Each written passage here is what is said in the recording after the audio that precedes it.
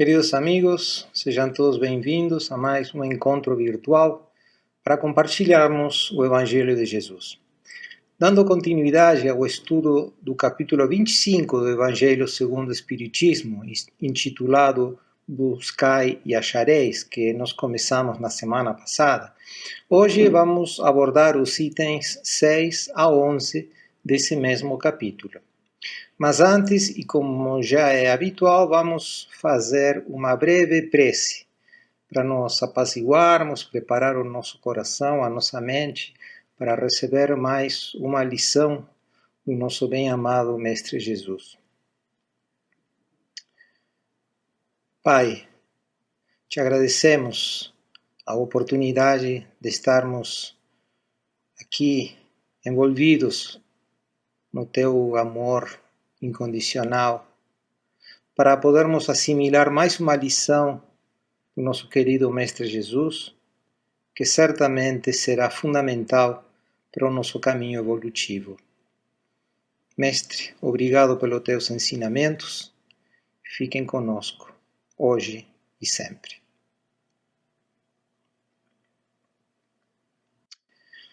De forma muito apropriada, Kardec tomou emprestado o título desse capítulo 25 do Evangelho segundo o Espiritismo, Buscai e Achareis, das palavras de Jesus, que nós podemos ler no livro de Mateus, no capítulo 7, versículo 7, que literalmente, segundo o evangelista Mateus, diz: Pedi e dar-se-vos-á, buscai e achareis, batei e abrir-se-vos-á. Porque tudo o que pede, recebe, e o que busca, acha, e a quem bate, abrir-se-á.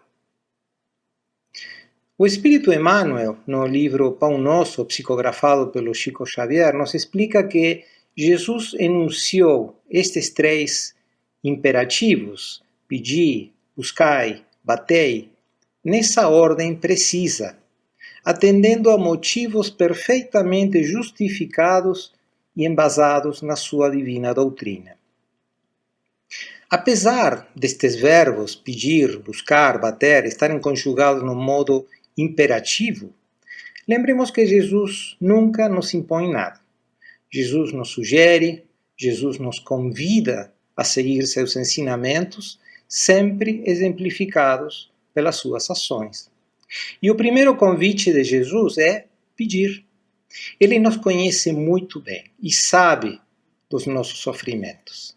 Assim, ele, na verdade, nos relembra que existe um canal de comunicação direta, com o nosso Pai Criador, através da prece. A prece nos permite a comunicação com o Pai, seja para pedir, que é o que usualmente fazemos quando estamos aflitos, louvar, assim como Jesus exemplificou com o santificado seja o vosso nome, na oração do Pai Nosso, e também para agradecer, o que reconheçamos em relação ao pedir ou louvar costuma ser bem menos frequente nas nossas preces. Alguns até poderão questionar a necessidade da prece endereçada a Deus quando o fazemos para pedir-lhe alguma concessão, porque dizem que Deus já conhece muito bem todas as nossas misérias, virtudes, as nossas alegrias, nossas tristezas, o grau da nossa força e das nossas fraquezas. Entretanto, o pedido que nós fazemos a Deus pela prece sincera não é para informá-lo daquilo que ele já efetivamente conhece, mas para nos colocarmos humildemente perante ele para sentir a sua presença e seu poder infinito. Assim como faz uma criancinha doente, que busca o colo materno, o colo que acalma, que conforta, que dá segurança. Na ação de pedir, nós estamos dizendo ao Pai: Pai, eu aceito as dificuldades porque sei que são o caminho para o meu crescimento espiritual rumo ao teu reino. E mesmo reconhecendo as minhas limitações, confio em ti. Solicito o teu colo, que me renova, que me fortalece e me permite seguir em frente. Assim, Jesus nos ensina que pedir é o primeiro passo, para depois passar a buscar e bater as portas. Depois de termos solicitado a força e a proteção do Pai, Jesus nos convoca à ação, porque não há milagres. Porque a superação dos obstáculos que resultarão no nosso aprendizado e crescimento requer a nossa vontade e o nosso esforço. Tenhamos sempre presente que a divina providência nos dotou de razão e inteligência para podermos agir na superação dos obstáculos com critério e bom senso. Tem uma história relacionada a este assunto que narra que um mestre caminhava com os seus discípulos por uma estrada tortuosa e eles encontraram no caminho um homem piedoso que estava ajoelhado, rogando a Deus que o auxiliasse a tirar seu carro que tinha ficado atolado na lama. Todos olharam para o homem crente, se sensibilizaram pela situação e prosseguiram a marcha. Alguns quilômetros à frente encontraram um outro homem, que também estava com o seu carro atolado num lodaçal. Entretanto, a diferença do primeiro homem, este último esbravejava e reclamava enquanto tentava com todas as suas forças tirar o carro da lama. Frente a este quadro, o mestre propôs aos discípulos ajudarem o homem a tirar o veículo do atoladeiro. Depois de terem concluído com sucesso a tarefa, o homem agradeceu ao grupo pela ajuda, subiu ao seu carro e continuou a sua viagem. Mas os discípulos ficaram surpresos pela diferença de atitude do mestre frente aos dois homens. E lhe perguntaram: Mestre, o primeiro homem rezava, era piedoso, e não o ajudamos. Porém, este último, que era rebelde e até praguejava, recebeu o nosso apoio. Por quê? Sem perturbar-se, o nobre professor respondeu: aquele que orava aguardava que Deus viesse fazer a tarefa que a ele competia. O outro, embora desesperado pela ignorância, empenhava-se, merecendo auxílio. Esta narrativa poderia ser resumida como: ajuda-te a ti mesmo, que o céu te ajudará. Em outras palavras, a confiança na ajuda divina que a fé nos dá, devemos associar-lhe a ação e a perseverança. Ou seja, devemos associar o trabalho. O trabalho é tão central no processo de evolução espiritual que os espíritos superiores o abordaram em detalhe, sendo a lei do trabalho uma das leis divinas que orientam a obra da criação e a evolução. De fato, no Evangelho de João, no capítulo 5, no versículo 17, nós lemos as palavras de Jesus: Meu Pai trabalha até agora, e eu trabalho também. O espírito Joana de Ângeles, no livro Estudos Espíritas, psicografado pelo Divaldo Pereira Franco, nos ensina que o trabalho é lei da natureza, mediante o qual o homem forja o próprio progresso, desenvolvendo as possibilidades do meio ambiente em que se situa, ampliando os recursos de preservação da vida, por meio da satisfação das suas necessidades imediatas, na comunidade social onde vive. Ou seja, Joana de Ângeles nos ensina que as consequências benéficas do trabalho alcançam não só o próprio trabalhador, mas também a sociedade onde ele se insere. No Livro dos Espíritos, nós lemos duas questões que o Kardec fez à espiritualidade superior sobre este assunto. A questão 674, Kardec pergunta: a necessidade do trabalho é uma lei da natureza? E os espíritos superiores responderam: o trabalho é uma lei da natureza e é por isso mesmo uma necessidade. A civilização obriga o homem a trabalhar mais porque aumenta as suas necessidades e os seus prazeres. E na questão 676, Kardec pergunta: por que o trabalho é imposto ao homem? E os espíritos responderam: é uma consequência da sua natureza corpórea. É uma expiação e, ao mesmo tempo, um meio de aperfeiçoar a sua inteligência. Sem o trabalho, o homem permaneceria na infância intelectual. Eis porque ele deve a sua alimentação, a sua segurança e o seu bem-estar ao seu trabalho e à sua atividade. Ao que é de físico franzino, Deus concedeu a inteligência para o compensar, mas há sempre trabalho. No capítulo 6 do Evangelho de Mateus, que é abordado nesse capítulo do Evangelho segundo o Espiritismo, nós lemos as palavras de Jesus a respeito do trabalho e da geração de riqueza, que diz textualmente: Não queirais entesourar para vós tesouros na terra, onde a ferrugem e a traça os consomem, e onde os ladrões os desenterram e roubam. Mas entesourai para vós tesouros no céu, onde não os consomem a ferrugem, nem a traça, e onde os ladrões não o desenterram nem roubam. Porque onde está o tesouro, aí está também o teu coração. E ainda enfatiza: portanto vos digo, não andeis cuidadosos da vossa vida, que comereis, nem pro vosso corpo que vestireis. Não é mais a alma do que a comida, e o corpo mais do que o vestido? Olhai para as aves do céu, que não semeiam, nem cegam, nem fazem provimentos nos celeiros, e contudo vosso Pai Celestial a sustenta. E mais à frente: considerai como crescem os lírios do campo. Eles não trabalham nem fiam. Digo-vos mais, que nem Salomão, em toda a sua glória, se cobriu jamais como um destes. Pareceria que com estas palavras, Jesus estivesse nos encorajando a não trabalhar e a deixar que a providência divina nos forneça o meio de subsistência. Será que pode existir contradição entre as palavras de Jesus e os seus ensinamentos sobre a relevância do trabalho? É claro que não.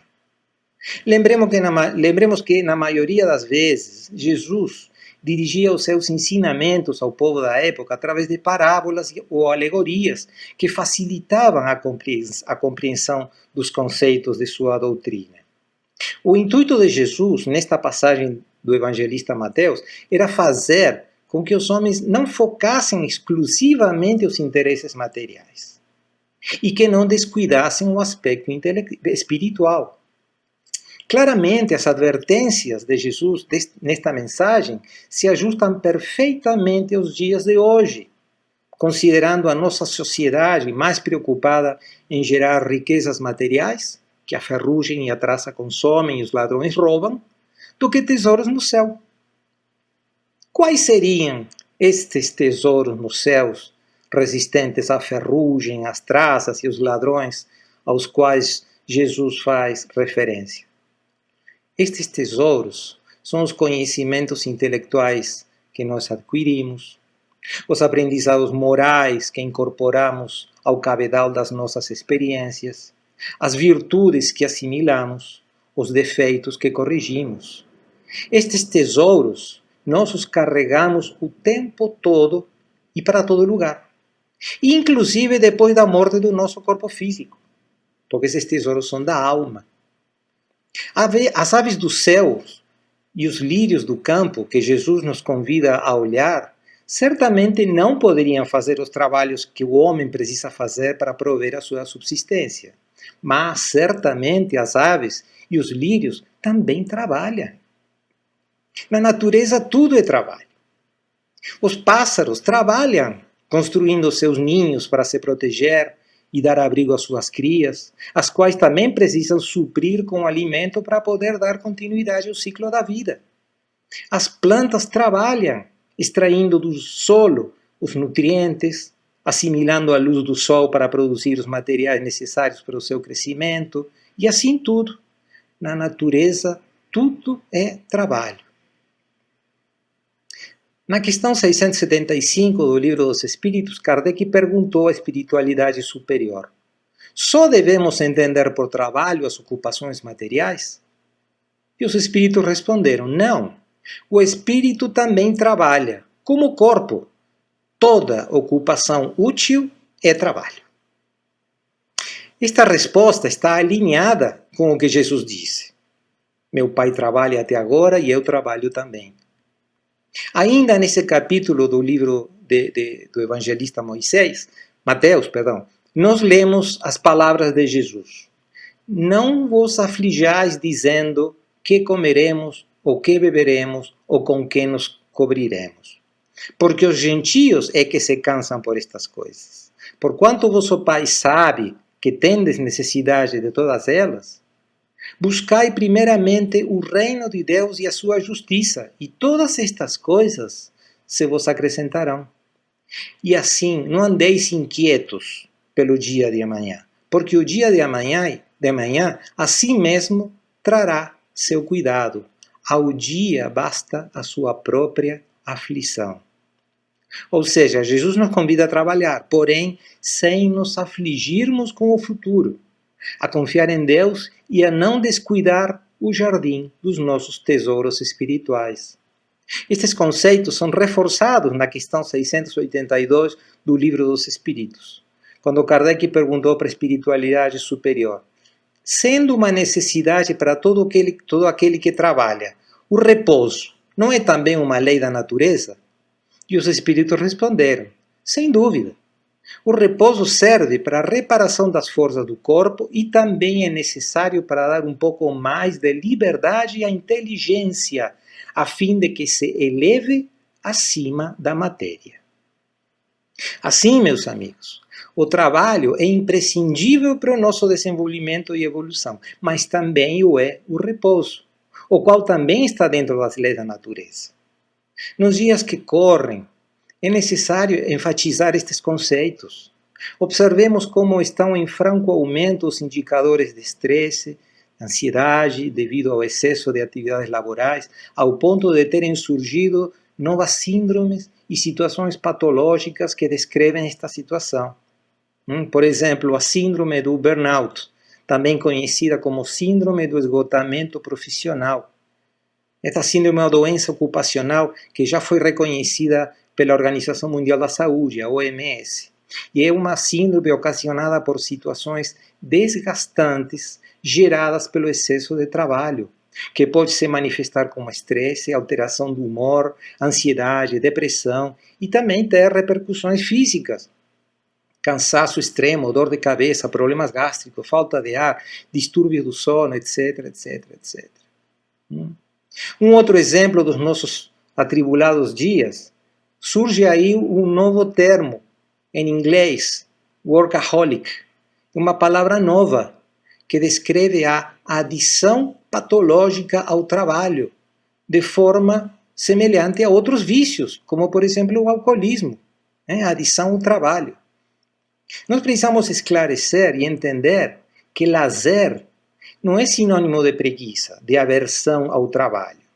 O lazer, bem compreendido, representa a ocasião em que ocorre a recuperação das forças físicas, emocional, intelectual, que são necessárias para o trabalho. O lazer não é falta de atividade. Nos momentos de lazer, nós podemos programar novas atividades, nos relaxar das tensões, refletir, orar. Ou seja, o lazer é a ocasião propícia para nos conhecermos a nós mesmos, como recomendava Sócrates, o filósofo da Grécia Antiga. Esta atitude, somada à confiança na providência, resultará em que o medo pelo futuro incerto, causa frequente da alta incidência de ansiedade e depressão nos dias de hoje, dê lugar à valorização do presente. Viver um dia após o outro, já que, como Jesus nos advertiu, a cada dia basta a sua própria aflição, ou seja, não acrescentemos às aflições que já temos no presente as aflições de um futuro que ainda não existe. Em resumo, meus amigos, Jesus é muito claro quando nos diz que procuremos primeiro o reino de Deus e a sua justiça, porque todas as nossas necessidades materiais não serão supridas por acréscimo. Como cristãos, devemos colocar todo o nosso esforço no trabalho edificante, tanto em nosso favor como do nosso próximo, utilizando todos os recursos materiais e intelectuais do que dispomos. Deus nos ajuda na medida em que nós nos esforcemos na busca do que precisamos, sem milagres, somente com base no trabalho honesto, é que evoluímos espiritual e intelectualmente, e as conquistas e vitórias alcançadas serão validadas como frutos abençoados do esforço despendido. Estejamos sempre alertas para sabermos utilizar os bens materiais, sem nos escravizarmos a eles, priorizando a aquisição dos bens espirituais. Pois, como disse Jesus, onde está o vosso tesouro, aí estará o vosso coração. Peçamos ao Pai que nos ilumine, para que estejamos sempre conscientes do valor relativo dos bens materiais. Peçamos forças ao Pai para dominar e não sermos dominados pela matéria, pelas posses, vícios, paixões inferiores, que possamos trabalhar para termos o necessário para a nossa existência de forma tal que os nossos sentidos não se entorpeçam pelos excessos de qualquer natureza. Peçamos ao Pai discernimento para compreendermos a diferença entre o certo e o errado e assim podermos sempre direcionar as nossas escolhas da forma mais acertada possível. Em resumo, e parafraseando o Espírito Emmanuel, peçamos ao Senhor nossa libertação da animalidade primitivista. Busquemos a espiritualidade sublime e trabalhemos por nossa localização dentro dela, a fim de converter-nos em fiéis instrumentos da divina vontade. Então, meus amigos, agora, para finalizar o nosso encontro, agora que nós temos nos alimentado com mais uma lição do Evangelho de Jesus, aproveitando a nossa sintonia com a espiritualidade superior, convido a todos para que façamos juntos a nossa vibração. Mentalizando a figura do Mestre, essa figura radiante, com a qual nos sentimos envolvidos, vamos refletir de alguma forma esse amor. Vamos emitir os melhores fluidos, primeiramente em favor dos nossos familiares, em favor daqueles com os quais compartilhamos o nosso caminho, o teto, as experiências diárias. Com muito carinho, com muito amor no coração, vamos abraçá-los fluidicamente, vibrando muito amor por esses seres.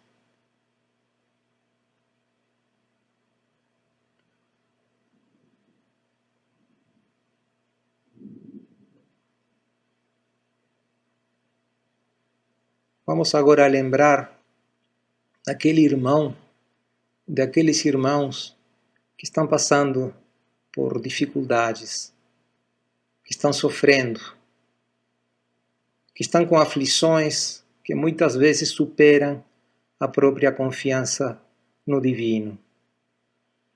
Vamos também vibrar por eles com muito amor, para que eles recuperem a confiança em Deus, para que eles possam continuar o seu caminho, para que as dores sejam aminoradas, para que aflições sejam atenuadas. Vamos abraçar esses irmãos com muito amor, com muito respeito. Vamos vibrar com eles e por eles.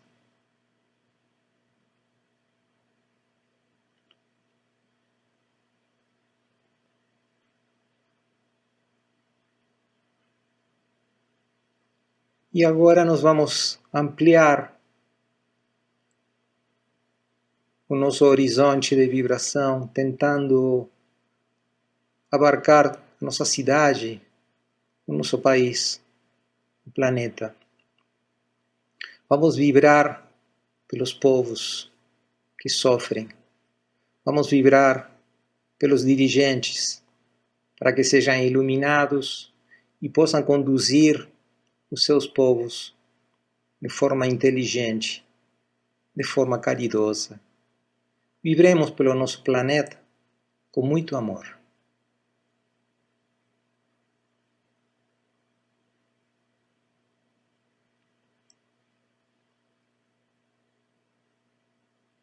Pai, nós te agradecemos essa oportunidade de termos entrado em contato com a divina doutrina do nosso Mestre Jesus, que possamos assimilar e levar esses aprendizados na nossa vida, no nosso dia a dia, para que os nossos caminhos tenham menos pedras, menos espinhos, mais flores, rumo ao teu reino de paz, de sabedoria e amor infinito. Obrigado, Pai. Obrigado, Mestre, pelos ensinamentos. Obrigado, amigos espirituais, pelo cuidado constante, sempre do nosso lado, impulsando-nos no caminho do bem. Fiquem conosco, hoje e sempre. Assim, meus amigos, sendo só por hoje, eu agradeço a atenção de todos. Eu me despeço, desejando a todos muita saúde, muita fé e paz no Cristo. Até o nosso próximo encontro.